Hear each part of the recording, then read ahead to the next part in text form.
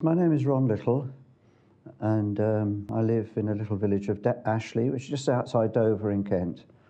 Grandparents to 7 children. The eldest is 20 years old and the youngest is 18 months old. We became kinship carers back in 2000 when we took on my Molly and Mitch. Her mother died, unfortunately, and we took them on, and we've had them ever since.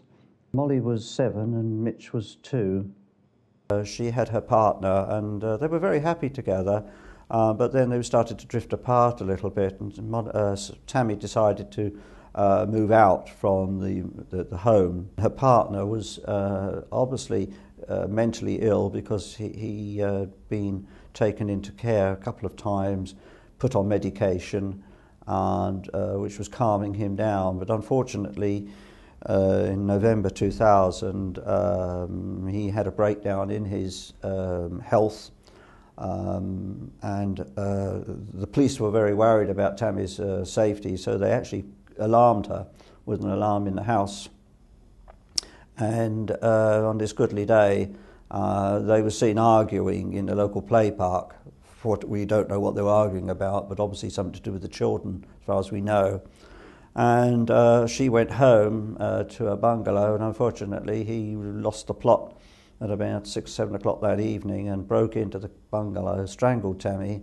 Molly, at the time while he was trying to break in, she set the alarm off of the police, but by the time the police got there, she was dead, and he was just sitting on the sofa with the 2 children. It's a funny one, this one, because we are what we call kinship carers of Molly and Mitch, and it's a nice, comfortable feeling being kinship carers. I was listening to the local radio station one day, and the president of the Grandparents Association was given a talk about what the association does, and I thought, because this was after we got children, I thought, they might be able to help me out a little bit. And it was coincidental that I think the AGM was coming up a couple of weeks later, and I was invited to come up to it.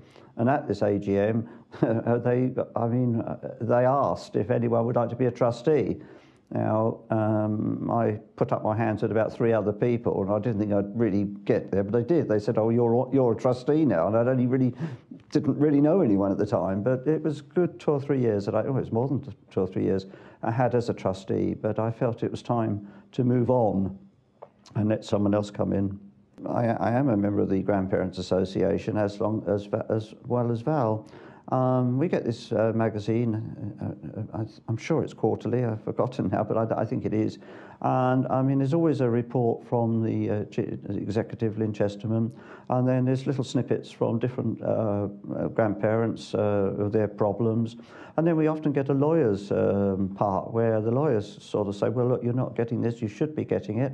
Or if you're not, contact me with phone numbers, all sorts of advice lines. And generally, it's a very handy little bit of information, but nicely put together.